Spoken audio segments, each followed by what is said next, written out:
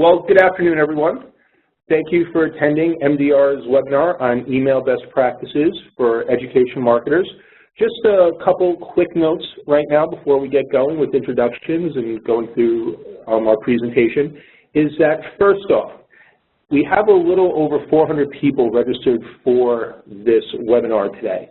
So more than happy to ask questions. There is a chat box. You'll see it on your screen. As we're going through the presentation, please feel free to pop in your questions in that chat box, and we are going to leave some time at the end of the webinar to answer any questions that you may have. And if we can't get to everybody's questions in the allotted time, we're going to follow up by email as best we can with everybody.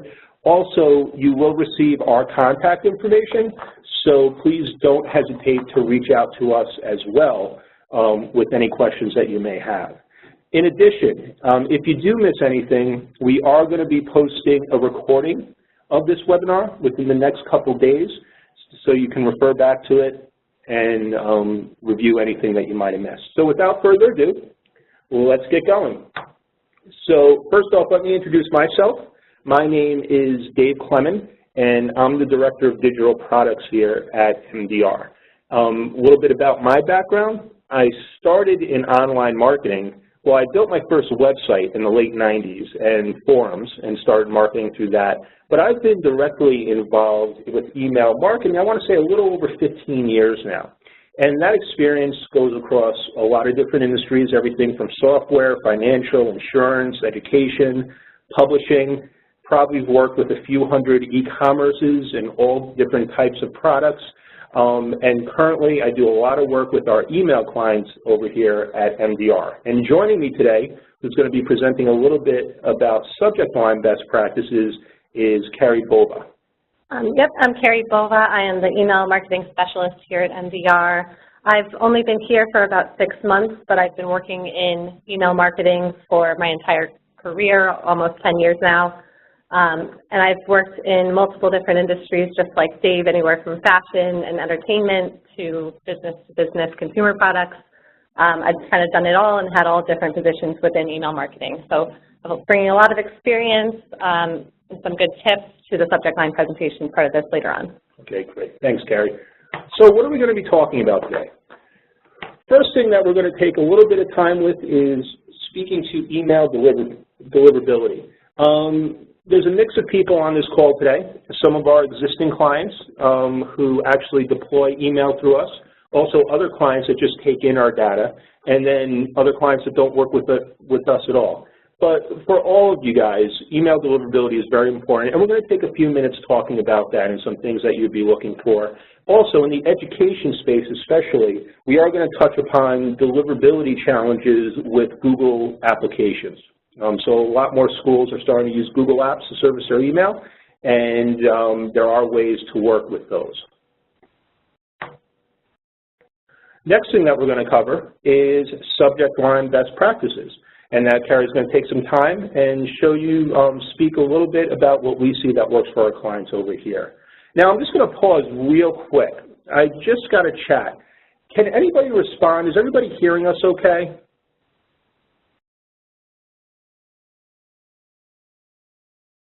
Okay, so I got tons of yeses. So the person that is having problems, I would maybe take a look at your machine if something's up there. I'm sorry. So Carrie's going to take a little bit of time talking about subject line best practices, and then finally we'll speak a little bit about email design best practices that we've seen that really work for our clients over here.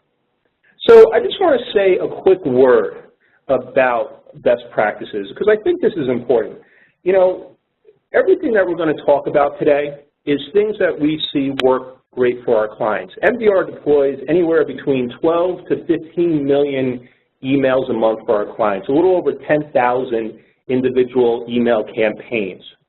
So, you know, we get a lot of data, and we get a lot of insight into what works great for our clients in regards to subject lines, from the from line, as far as types of designs, as far as elements, get tons of stats, okay? But you shouldn't look at best practices as a silver bullet, okay? Because, look, I've been doing this a while. I'm sure a lot of people on the phone have been doing this a while. I've read awesome case studies where everything makes sense and they get awesome results. I try to replicate it, and I get completely the opposite. And, you know, I just really want to encourage people to please look at this as ways to identify things that you should be testing and to improve your overall results and getting the best return on investment out of email marketing. And the reason I say that is because technologies and habits change constantly.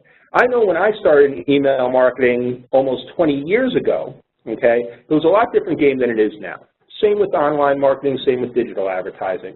You know, because people are just using it differently. You know, back in the day, you know, when you interacted with your email, it was 100% at a desktop. You sat at a desk and you engaged, okay, with your desktop. Well, that's changed a lot. You know, now we're pretty much always online. You know, you don't have to go very far as looking at the grocery store, people online. They're looking at their iPhones, they're on their tablet, they're on their laptop, they're on their desktop. You know, you look at the same email on multiple devices, multiple times. So a lot of those things change. You know, you hear the old, you know, best practice, best time to send an email is the middle of the week, middle of the day, okay? Well, in my last position, I was director of digital marketing for a publisher that had 40 publications and very distinct audiences for each publication. And honestly, there was audiences that the best time to reach them was Sunday at 7 a.m. There was audiences where Wednesday at 1 p.m. was great, and there was audiences that Monday was awesome. So once again, time of day is important, but it should be tested. There isn't one size fits all. And also, too, you know, when we talk about deliverability, that's changed a lot as well. You know, when spam filters first started, you know, it was all centered around keywords, the amount of images, the amount of text, things like that. While those things are still important today, email service providers are getting smarter and more advanced. You know, so much comes down to your IP reputation. How the recipient, the history of that recipient engaging with that IP. Also, how that person navigates the web. You know, Google tracks everywhere you go. If you're logged into Gmail, if you don't log out and stay in that browser, they see everywhere you go, and a lot of their deliverability is based upon what they feel you are going to be interested in. So that's changed a lot. So without further ado, though, let's talk about email deliverability.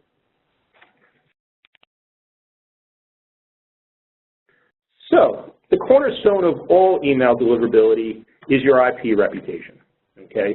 So why should you care about your IP reputation?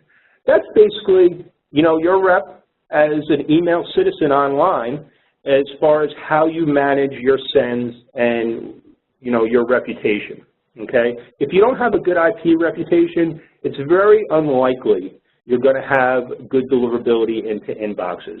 Now, if you don't know what your IP reputation is, highly encourage you. This is just a free tool that I know of, senderscore.org, which can give you a quick number on your IP reputation. But there's a million out there. I don't endorse any, okay? But you should definitely, if you don't know what your IP reputation is, you definitely should know what it is, okay? So what is your IP and your email sender reputation? Just like I said before, it's your online history, and it depends on a few things. First off, your email volume. You know, something that we see a lot that really negatively impacts people's deliverability and their IP reputation is that they consistently send 10,000 emails, 20,000 emails a month over time, and then all of a sudden they start sending 1 million emails a month. Okay, it doesn't look natural. It looks very suspect to the email. It looks very suspect to email service providers. So I always encourage people when they go out and use a database or start ramping up their email, have it be natural. Don't go from 10 to 1 million overnight. Slowly increase that list, usually about 10 to 20% as you go along, and it doesn't negatively impact your IP reputation. Another thing to think about is the consistency of your sending patterns. You know, that's a big part of IP reputation as well. You know, if you're not consistently sending emails, it doesn't show any type of consistent marketing effort or being a good citizen. So if you send one email randomly every once in a while, it's not going to help your IP reputation. Now, of course, this doesn't really relate to people that are sending through a provider, like an off-the-shelf email marketing tool, or through us, but if you do have your own IP, this does directly impact your IP reputation. Bounces, okay? Bounces really hurt your IP. I would say this is probably one of the biggest offenders in IP score, and not just bounces, but hard bounces. So what a hard bounce is, that's when the email gets sent out and that email isn't valid anymore, okay? The reason that so greatly impacts your IP reputation score is it shows your ability or lack of ability to manage your database, okay? If you're not removing people of no longer valid emails, you're not being a good email citizen. So hard bounces definitely hurt your IP reputation greatly. The rate of spam complaints, okay? To be honest with you, this is changing a little bit, okay? There's been a lot of studies out recently that I've read that a lot of times spam complaints aren't being as heavily weighted as they used to be, because very often people mark something as spam not because they didn't opt in to the list, just because it's the easiest way for them to get out of the list, okay? A lot of times the email service provider serves up the spam, mark this as spam, a lot easier than the email sender serves up, please unsubscribe if you no longer want to receive information for us. And that's a major point that I like to bring up. Unsubscribes do not hurt your IP reputation, okay? You want to make it as easy as possible to people to unsubscribe from your email. If they don't want your information, let them get out.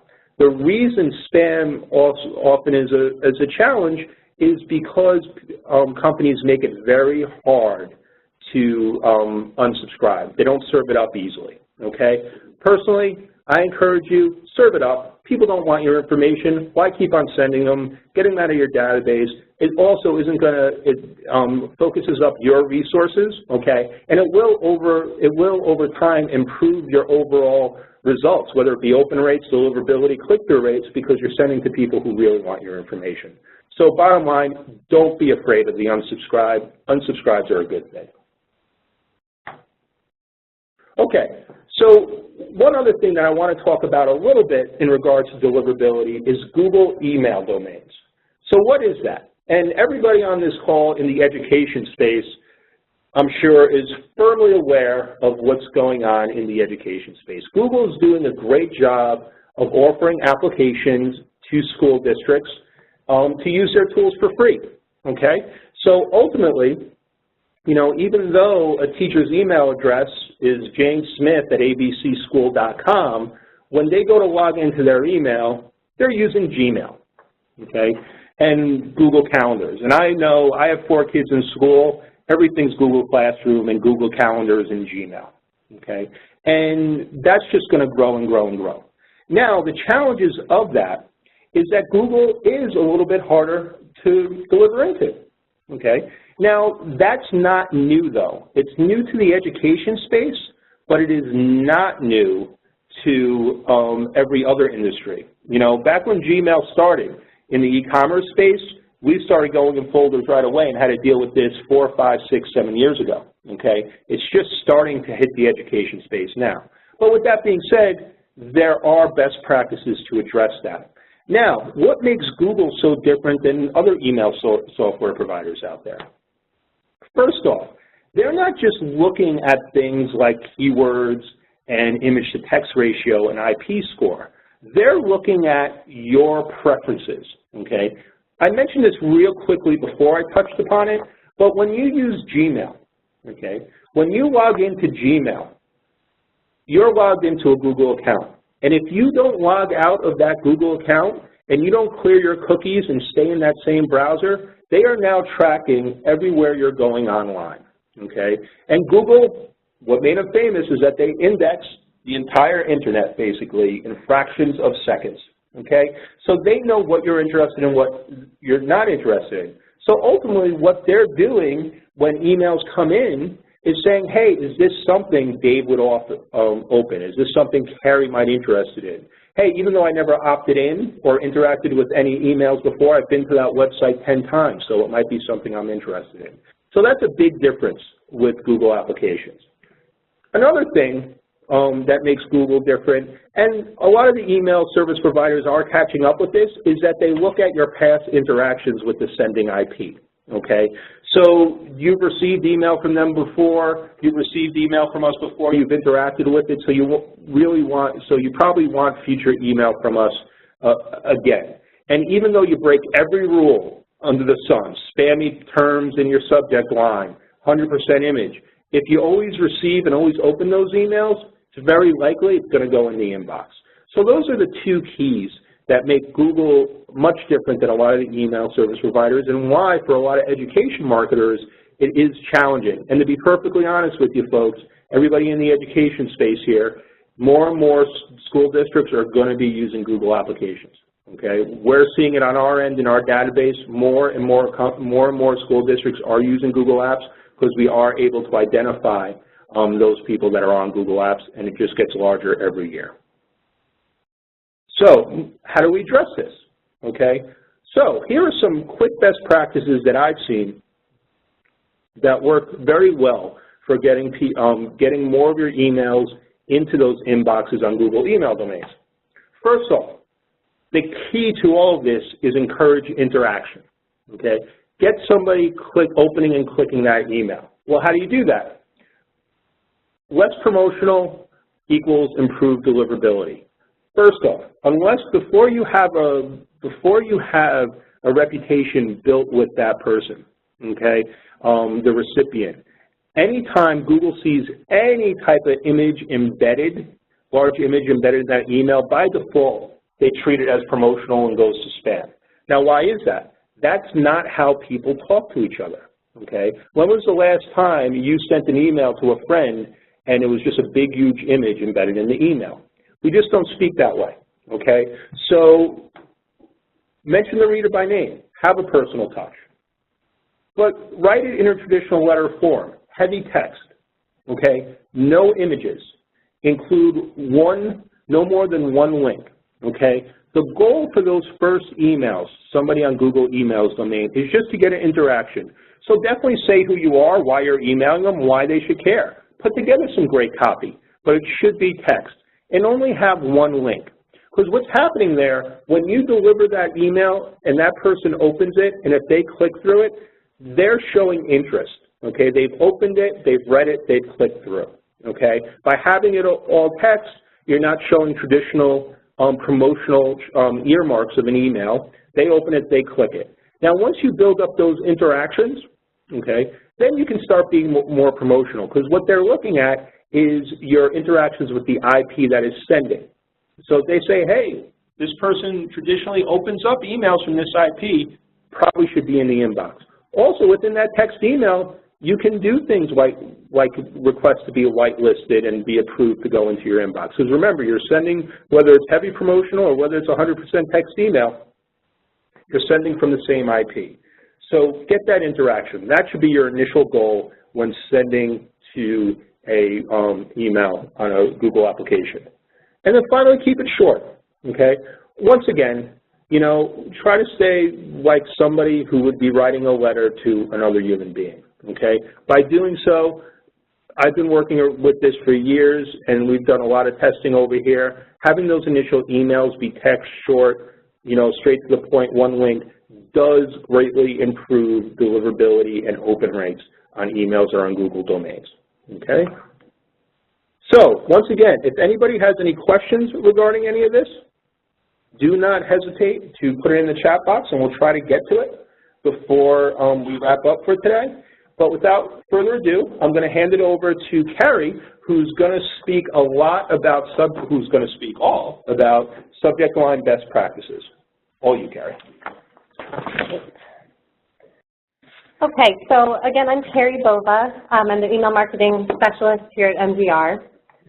And part of my day-to-day job here is I work directly with clients one-on-one who reach out and just want a little bit of feedback on their emails. So I take a look at their subject line, their creative, and I offer suggestions based on everything I've learned in the past on how to improve their open rates, or improve their subject line and email body to optimize their open rates and click-through rates. So I wanted to start off by first showing a screenshot of what my email inbox looks like. I'm sure this looks very similar to what your inboxes look like and what the majority of the people you're emailing, what their inboxes look like. So right off the bat, there's just a lot of competition. I think everyone knows that. But what we often do as marketers when we're creating our email message is we kind of get stuck in this bubble where we're only seeing it from our company's perspective and what we're trying to sell. And it's really good at the end of your campaign and once you have your subject line and from field set to think about it from your audience's perspective. You're going to be one of many emails that they're looking at, so does your subject line and from field stand out from the rest? So why is the subject line so important? It's the very first impression of your campaign and your company on these prospects. So with MDR, we are normally emailing prospects who have not had any interaction with your company before, and this is the very first moment that they see your company name and your subject line in their inbox. So it's very important to make it a good first impression. Another reason it's so important is because it doesn't matter all that time you spent creating your email creative, making those images beautiful, your design nice and responsive, and making your landing pages perfect. All of that doesn't matter if readers don't open your message, which seems obvious, but the difference between a really great open rate and a really low open rate could be hundreds or thousands of opens, which is that many less eyes on your email creative. It's also the easiest way to make a small change that has a huge impact on the results of your campaign. So all it involves is tweaking a few words, 5 to 10 of them, to make your subject line perfect. And those small changes, which don't require a designer or a coder, they have a huge impact on your open rate and making your email successful. So with all that said, it's incredibly important to spend time on your subject line. If I were to poll this group on this webinar right now and ask, as you're creating your email campaign, at what point do you start thinking about subject lines, I would bet that 90% of you wait till the very last minute, which is just naturally what we do. We put all this time, like I said, into the email body, into where we're linking this, what our goal is. The subject line is one of the last things that we think about. And in order to make your subject line successful and your open rates successful, you really need to spend much more time crafting that subject line than you think you do. So another part of my job here is that I'm on the team that deploys those 14 million emails that Dave mentioned earlier. So I see a lot of clients' emails and I send a lot of them, and I'm constantly just viewing subject lines and viewing email creative that our clients are sending to people in the education world. So these tips that I've constructed are really the major ones that I think will give you the most bang for your buck. If you focus on these few, I think I have 5 best practices, your subject lines will probably do pretty well. So the first one, keep them short, 5 to 10 words top. This is mainly because of the devices that we're all viewing our email on. Like Dave said, mobile is huge and our mobile screens are very narrow. So you want to keep your subject line short so that you can get the majority of it in that view when they're looking at their inbox. Number 2, vague generally does better. So by vague, I mean you're just teasing what's in the email copy. You're not telling them exactly what they're going to get. You want to make it a mystery in a way so that they're inclined to open their email. And then some questions to ask yourself when you review your subject line. Is it intriguing? Is it enticing? And then from that screenshot I showed you earlier, does it stand out from the other subject lines that are in my inbox? So take a step back, look at it from an audience member's view, and ask yourself, does it stand out? And is it strong enough for me to click on if I were someone looking at that email? Another very important one, this goes along with email deliverability, but avoid spammy or salesy language. So not only do these words like free, enter to win, guarantee, do they fall into spam traps in some ESPs, but they're also just overused marketing terms. So as a person who looks through my email inbox, I almost glance over these emails and subconsciously file them into my junk folder. So you want to avoid those because you just want to sound different from everyone else that they're looking at. And then finally, test, test, test. So testing subject lines is one of the easiest things you can execute.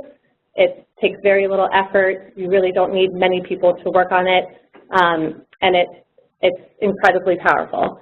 So if you've got two favorite subject lines that you've come down to, we'll test them against each other. Or if you want to use the word free because you really are offering something for free in your email, test free versus complimentary and just see what happens.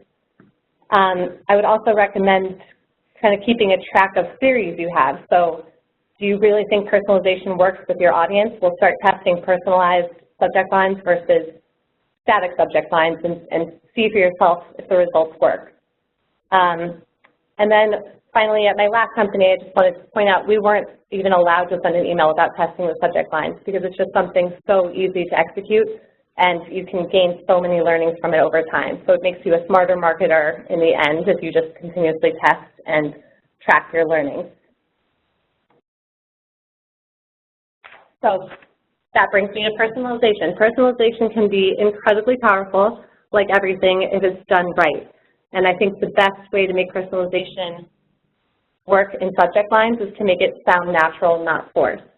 So for example, Carrie, free lesson plans inside sounds forced. It sounds like a machine wrote it or a computer wrote it. And I can imagine Bob's name being inserted in there or Dave.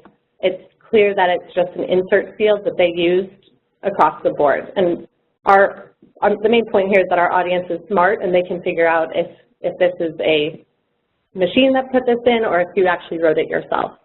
So Professor Bova, this might help your next lesson. Sounds a bit more natural. It sounds like it's coming from a person, but it's still just a way to personalize your subject line and make it stand out from the rest of those emails in their inbox. And then the other way to target is by using that information using the one common factor that everyone in your audience has. So a lot of our MDR clients are targeting certain job titles or states or regions or subjects. There's a lot of ways you can target, and they're not using that information in the subject line, which is a big miss in my opinion. So if you're targeting a geographic region, for example, and say you lived in Mississippi and you're looking at your email, this subject line will most likely stand out to you. If you teach in Mississippi, you're going to appreciate this. It's just an easy way to make one small change with your subject line that can have a huge impact on your open rate. Some other examples, 5 life-changing tips for 3rd grade teachers for job title targeting, and you love math, you'll appreciate this. Again, just a way to make your email stand out. Okay, so I wanted to go over one client example that we worked with this past month. This client's been with MDR for quite a while, but this was their first time sending email with us. And this was their initial send, very standard, pretty average. The front field was ABC Company, and their subject line was earn formal PD credit with micro-credentials. So again, very standard. It's not terrible by any means. It's a short subject line. It checks a lot of boxes, but their open rates and click-through rates were pretty low, and they weren't very happy with them. So they reached out to us, we worked with them, and just offered a few suggestions to make it a little bit better. So the first thing I asked them was if they have someone that is at their company they could use in that front field. The front field is often the most forgotten aspect of an email, and they did. They had a director of their company that they could use. It has to be a real name, not a fake name, but it's just another way to make your email look a little more personal. So we used Jane Doe, director of ABC Company. And then the subject line. So we took a look at who they were targeting in these emails, and it turns out they were targeting K-12 teachers in certain states. So we just plugged that right into the subject line, Tennessee K-12 teachers, important information regarding your PD credits, and the results were pretty excellent. So their open rate originally was right around 3%. The resend, just making those slight tweaks, jumped it up to 10.41%. And then these other metrics improved just along with it. So click-through rate improved naturally, still has a lot of room for improvement, and then unsubscribe rate even decreased, which shows us that even if a reader wasn't interested in this particular message, they weren't ready to completely unsubscribe and never hear from this company again. So it helps improve not only open rates, but the other metrics as well. And then what this shows us is that while 10.4% is an amazing open rate, 0.5% still isn't that great for click-through. So it shows me that this company now needs to focus on their email creative and really tweak that to its best potential. So some takeaways about this client example. Number one, just think outside the box when it comes to the from field. Like I said, that's usually the most forgotten aspect of email marketing, and it can be pretty powerful if you think outside the box and don't just use your company name. If you're targeting a specific audience, like I said, use that information in the subject line. It just takes a little work analyzing who your audience is and what everyone in your audience has in common and pulling that right into the subject line so that for them it stands out. And then finally, NDR is happy to review our clients' messages and provide feedback. So feel free to reach out to your sales rep or Dave or I personally, and we can take a look at your creative either before or after you've sent it and provide tips on how to improve it. Okay, and I just wanted to finish off with a few examples of subject lines that I've seen come through and then ways that I think they could be a little better. This is just mostly because I find examples to be the most helpful when I'm brainstorming subject lines. So number one, ABC University's educational theater major. Please share with students. This is a very standard subject line. I see a lot like this. It's just kind of giving away, it's not a bad subject line by any means, but it's giving away everything that's in the email right there. So a way to kind of make it a little more mysterious, a little more enticing, I would change it to, this is something your theater students might want. So you're addressing that need that students want to help that teachers want to help their students, and that's giving them that much more of a reason to want to open this. Another one, so newsletters are a big thing with NDR marketing. June 2017 newsletter with free reward ideas list. Again, not a bad subject line by any means, but it tells you everything that's in that email right there in the subject line. So to make it a bit more vague, I would change it to tips to motivate your students and freebies too. So they know they're getting something for free, but they want to find out what it is. They'll probably be more inclined to open. And then this last one, this was for a survey. So tell us why learning and training materials matter. Not bad, it's a call to action, it's short, but if I'm a teacher and I'm browsing through my email, I would look at this and think I don't have time to open that or do whatever it is they're asking me to do. So instead, focus on that need, again, that teachers and administrators want to help their students, and it could change to something like, your students need your advice. So that's all I have for subject lines. Again, remember the chat box is there if you have any questions, and we'll get back to those at the end of the presentation. And now Dave is going to talk about email design best practices to help improve those click-through rates. Great job, Carrie. So just a couple things that Carrie said that I really want to drive home is that, first off, track your learnings.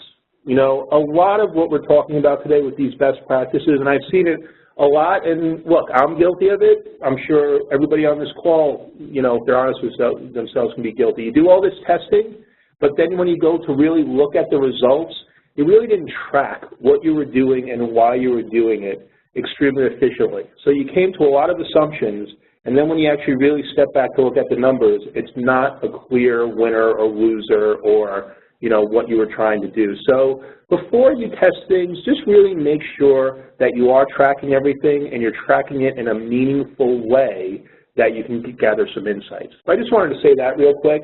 And also, too, you know, Carrie did a great job of talking about enticing people and getting them interested. You know, just remember, and I can't, you know, I see this happen a lot. Don't mix up the jobs of the different elements of an email promotion. The only thing a subject line can control is somebody opening the email, okay? Nobody has ever looked at a subject line of an email promotion and said, I don't even have to look at the email, I'm just going to go right to their website and buy something. That's never happened, and it never will happen, okay? Only job of the email is to get people interested in opening your email. Then you give them some good copy that gets them even more interested that they click into the website. So, you know, and that leads into what we're going to talk about next, the actual emails themselves, okay, designs and copy. because now you've got them to open the email. Now it's about getting them even more interested that they're going to commit even more of their time to go to your website or fill out a form or whatever your goal is for your email. So before we start talking about actual best practices, I just wanted to share a real interesting metric that I found. And this is a great study, and I really hope they release one in 2017 as well. This was put out by the IBM Marketing Cloud. They looked at, I think it was something like over 3,000 brands, millions upon millions of emails that were sent out through their solutions, okay? And the source of this is a 2016 Email Marketing Metrics Benchmark Study. Highly encourage everybody to take a look at it. They are looking at opt-in emails, okay, not prospecting emails. So just make that differentiation when you look at their numbers if you do check out this study. Highly recommended, very insightful. So with that being said, they looked at people, and this is for the schools and education industry, on their activity of when they open an email. So they saw when people open an email, they looked at it, 34% of all openers looked at an email less than 2 seconds.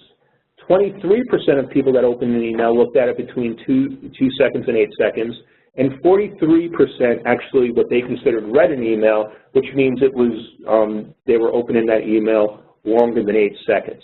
Now this is important because this really informs email design, okay? People don't read online, they scan, okay? Now these numbers, to anybody that's been in email for a while, really aren't a surprise, okay?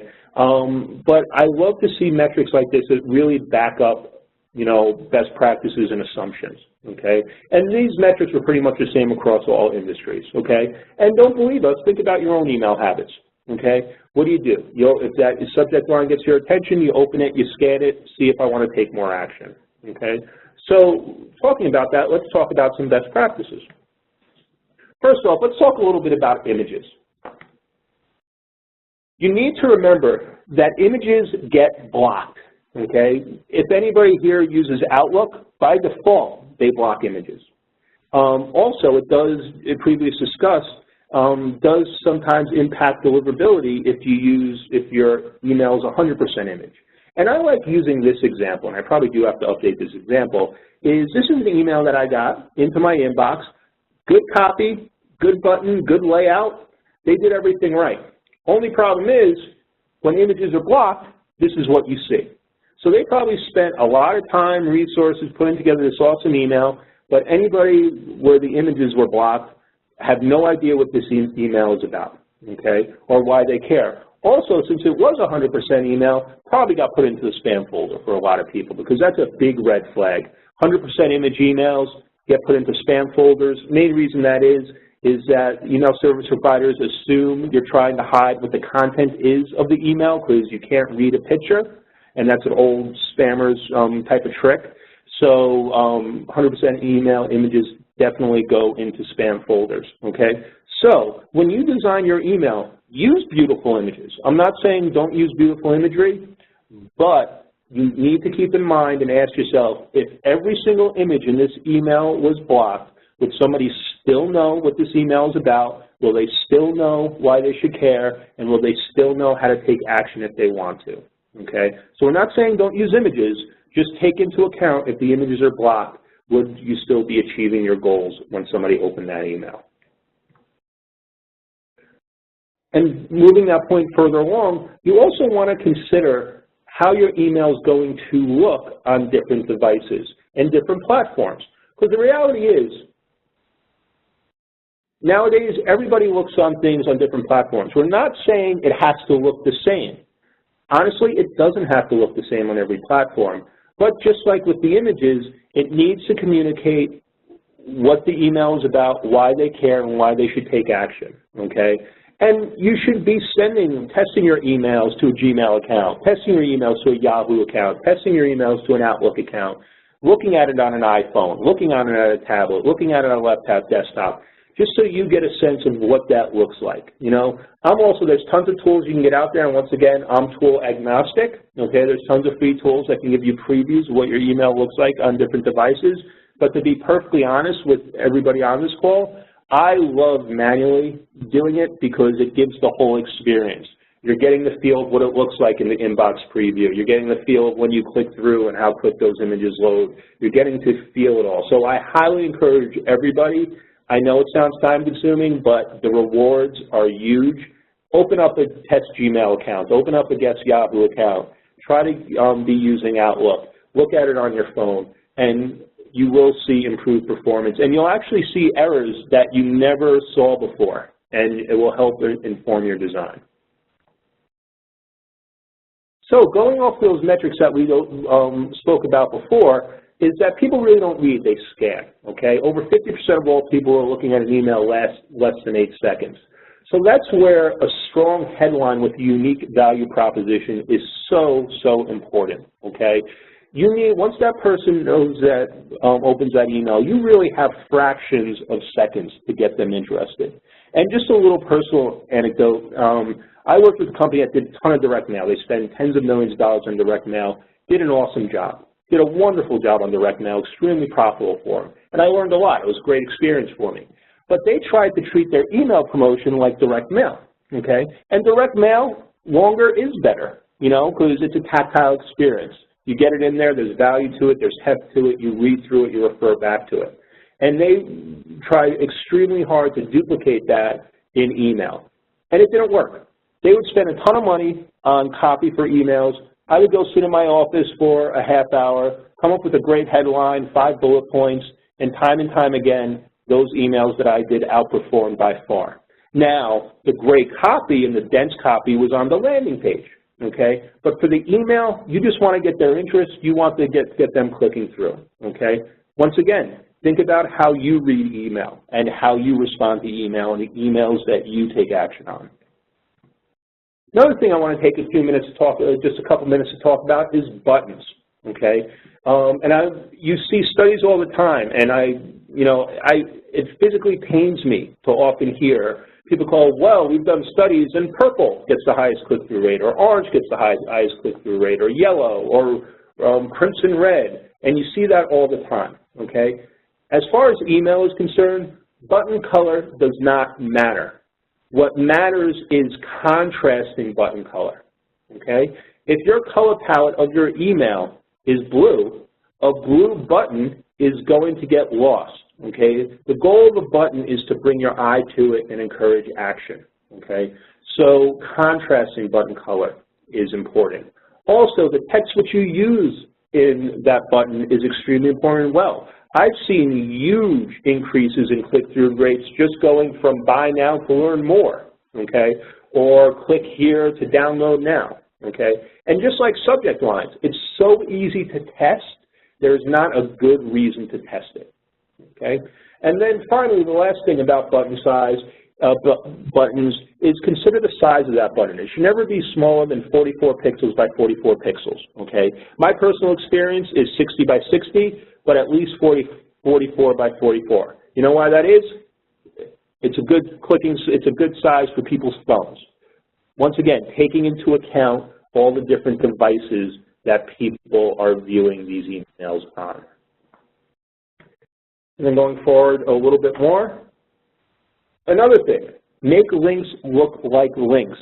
We have been trained since the days of dial-up and Prodigy and AOL that if something is text is blue and underlined, you can click on it, okay?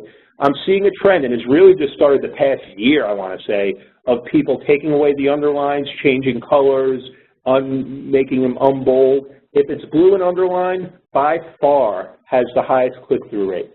Okay. I've seen it time and time and again that usually the element that gets the highest click-through rate on an email is the text link that is blue and underlined.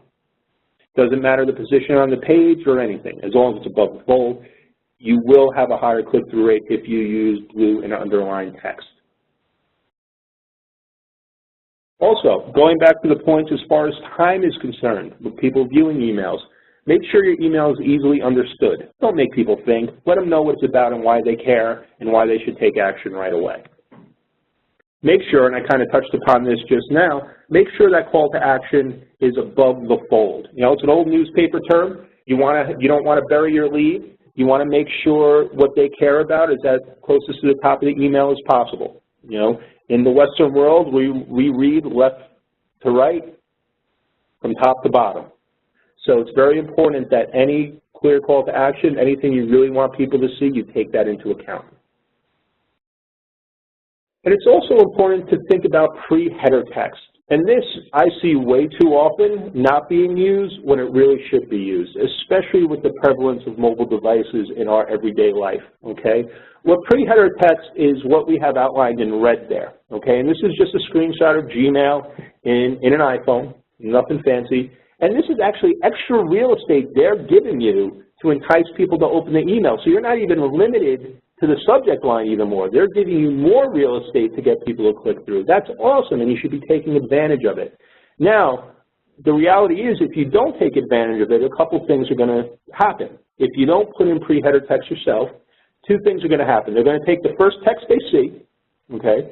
So whatever your first line of text is, you don't know how often when I look at emails, the thing that I see in that pre-header text is click here to view as a web page, okay? That's not going to entice people to click through to view your email, okay? Also, another thing I see all the time when people start their email with an image, since there's no text there, what they'll pull is the image file name. So you'll see image.jpg file gobbledygook, okay? Pre-header text, use it. It will help your click-through rates, and it's very easy to do. There's no good reason not to be using it. Touched upon this a little bit before. Make it easy to unsubscribe. If people don't want to get your stuff, let them out, okay? Making people receive your information is not going to help your results any. Also extremely important, use web-safe standard fonts. It's not about the fonts that are on your machine, it's the fonts that are on the recipient's machine, the recipient's computer, the recipient's laptop that matter. You can have a beautiful email using some beautiful font. If that font is not on their computer, it's going to default to Times New Roman and look horrible, okay? It is very important to stay with the, let's say, standard fonts and there's only a handful of fonts that you know for a fact are going to be on every single device that you send to, whether it's going to be a desktop, a laptop, or a mobile device. And that's the Arial fonts, Comic Sans, Courier, Georgia, Impact, Tahoma, Times New Roman, and Radana. Stay with those fonts. And we highly recommend a font size no less than 16 pixels or higher, okay? You never want to go below 16 pixels in your font size. Now, why is that, okay? Is, once again, taking into account all the different devices. Go into your own iPhone or mobile device. Try to look at a document that's 11 pixels or 12 pixels or 10 pixels, okay? It's impossible, okay, unless you zoom in, okay? Always be at least 16 pixels or higher as your font size. Once again, very easy thing to do, greatly improves the experience. And then just the last couple is your email width should never be more than 700 pixels. You see a lot of conflicting information about this. I've seen people go as low as 500, people as high as 700. My personal opinion is about 650 on the testing that I've done. But as long as you're between 500 to 700 pixels in maximum width, you're fine, okay? And once again, it's just taking into account all the different devices and all the different places people are going to be reading your email. And then finally, design for simplicity, okay? The more complicated your design is, the more complicated your coding is, the more likely something isn't going to work right, okay? You can be extremely creative, 1 column, 4 or 5 rows, or 2 columns, 3 or 4 rows, okay? The more fancy your coding is, the more likely you're going to have displaying issues. Because remember, I forgot what it was. I think there's over 92 different email providers out there right now. And then that's not even taking into account all the different devices that they could possibly view it on. Design for simplicity, okay? You don't win awards for complexity, okay? It's about making sure everybody can read it, know what it's about, and then take action, okay? And then on that note, that's all we have for today. We're actually right on time. Good job, Carrie. And with that being said, we're going to take some time. I'm going to see if we have any questions here.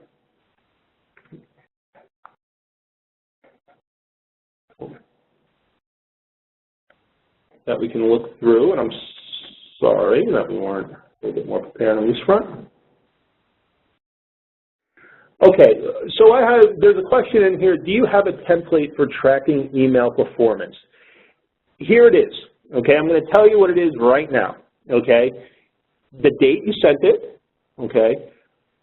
What your from line was, what your subject line was, what your deliverability was, what your open rate was, what your click-through rate was, what your unsubscribe rate was, and then a link to the creative.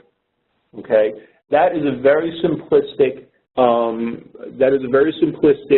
template for testing, because the reality is, you know, your from and your open is going to impact your open rate and your deliverability. Okay, now your click-through rates are going to be impacted by your design. Now, having that all in one place and right in an Excel spreadsheet right across the line is that you're very easily able to sort that, because you'll see after 6 months, if you do that, you can very easily sort, okay, I want to see what was the highest open rate, okay? But then you want to take into context, because you'll see something that's a 15% open rate or a 30% open rate, and then, but wait a sec, that email only went to 500 people, and that email went to 100,000 people, so, you know, that's why that's a much more focused list. So it really gives you some insight. But by doing that in an Excel spreadsheet, and you freeze that top row, so it's easy to scroll and easy to sort, just by doing that, you're really putting yourself on a good path for tracking your results. Okay.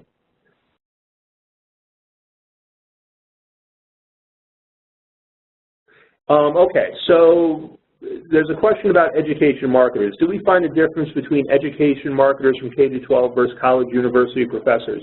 As far as overall results, as far as higher ed versus K-12, higher ed does seem to engage higher, okay? But I don't know if that's to be perfectly honest with you, I don't know if that's an audience thing or a saturation thing, okay? I think K-12 gets marketed to a lot more than higher ed, so there is a difference.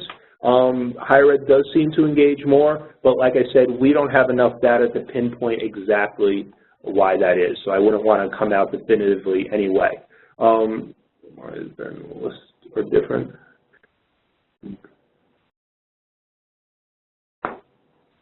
Okay, and this didn't plant this. How do we find out who our MDR rep is? Sorry, totally didn't plant that. Just, you can reach out to me or Carrie, give us your contact information. Our information's right there, and we'll put you in contact with whoever you need, the proper person to speak with. Once again, did not plant that, okay? You said not to use too many large images with this, okay. So somebody asked a question, and you run into this all the time, and this is the age-old debate, marketers versus designers, okay? And there is a balance, and there is teamwork that has to happen there, okay? Designers are about making things look great, okay? Marketers ultimately are about getting people to take action, whether that's filling out a form or clicking on a link or selling something, okay? And there is a balance. And the way you settle most arguments, to be perfectly honest with everybody in here, if you can't come to an agreement, let's test it, okay? Numbers don't lie. If you execute a solid test, okay, nobody can argue that. The major thing about testing, and this is, you know, and I've seen experienced people make this mistake that really know their stuff that I highly respect. You need to take the subjective out of it, okay? Anybody that works with me knows that I have very definite opinions about a lot of things, okay? But at the end of the day, I will never argue against testing anything because you need to take that subjective. There's been a million times when I'd be like, nope, this is definitely going to happen, and it doesn't happen, okay? And that's the nature of testing. If you think about it, the reality of testing is you're going to be wrong half the time, okay? So if you have an impasse where design and marketing can't get on the same page, test it. As long as you're not hurting the brand in any way, okay, there's no good reason not to test it, okay? And somebody asks, how do you measure your IP rep when you use an email platform like Pardot or Acton, or really any provider, okay?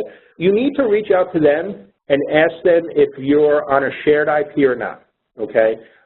You can still use _, like that. But if you're on a shared IP, the challenge is there. You're depending on everybody else to be a good email citizen. So you can be doing everything right.